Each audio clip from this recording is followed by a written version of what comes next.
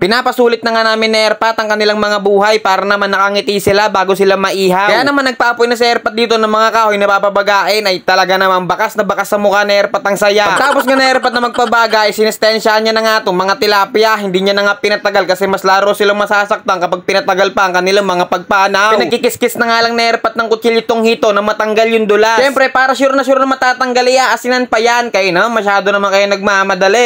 Ay talaga naman siguradong tanggal ang dulas niyan. Siyempre pagkatapos tanggalin ng bituka tong tilapia at sugat-sugatan at linisan yung hito, ay babalawan naman. Ay talaga naman magagamit na naman ang 4 na sandata ni airpat. Kaya lang 5 piraso yung iihawin namin ni airpat, 4 na tilapia at saka 1 hito. At 4 na piraso nga lang din yung sandata ni airpat, pero palag na yan mga utol, kahit hindi matusok yung isa, maluluto pa rin naman yan. Pinaglalagyan na nga rin ni airpat nentong asin, pinagisiksik pa nga sa mga sugat-sugat, o talaga naman torture yan. Siyempre pagkatapos ni airpat ganapan yan, ay ipupwesto ko na rin sa labas yan para naman mahanginan pa sila bago naman sila mainitan. Pagkatapos itatapatan mo pa na itong 2 bilog, ay talaga namang wasak na naman. Ay paano ba naman kasi andito yung foreman ko? Malapit-lapit na nga maging baga itong mga kahoy na to, pero bago yon ay nag-ihaw na nga muna tayo ng talong. Pinagulay kasi kami kahapon, ay nagtorta rin noon 3 piraso lang at hindi nakatikim si airpat, kaya naman bumili ng talong ng maitorta para naman matikman niya rin daw. Nagluluto na nga rin ako ng french fries namin, mga utol ng mapupulutan habang sinasalang pa ni airpat tong mga tilapia at saka hito. Pagkatapos ko nga lutuin yung french fries, ay inilipag ko na kagad dyan, at yung foreman ko naman dito ay magtitimpla na, habang yung SB ko naman dito ay binabalatan na nga itong talong. Ay talaga na may expert na expert, wala kang makikitang balat na sunog. Ay tignan nyo naman magpaliyab tong foreman ko, basta usapang paliyaban, ay talaga naman panlaban. Pagkatapos nga ng foreman ko magtimpla, sakto naman nababalik na rin na airpat tong tilapia. Tignan nyo, nilapit pa talaga ka talaga, oo. Wag mo nang pinapakita pa, mamaya mag-ihaw din yan eh. So, sobrang lakas nga ng bagay, sinaglit lang talaga ang pag-iihaw, kaya naman nilapagan na airpat dito ng pampulutan. Ay basta si Manang Lia, kung saan may mabisa, nandun din yan. Kaya lang wag mo itatapat, kundi matatakot talaga yan. Inihaw na nga rin na airpat dito yung 2 tilapia at yung hito nga, mamaya-maya na iihaw na airpat yung kasi mas gusto niya yung talagang lutong-luto. Itsura pa nga lang talaga naman napagkabisa na, lalo-lalo na tong ginawa kong sausawan, ay talaga naman.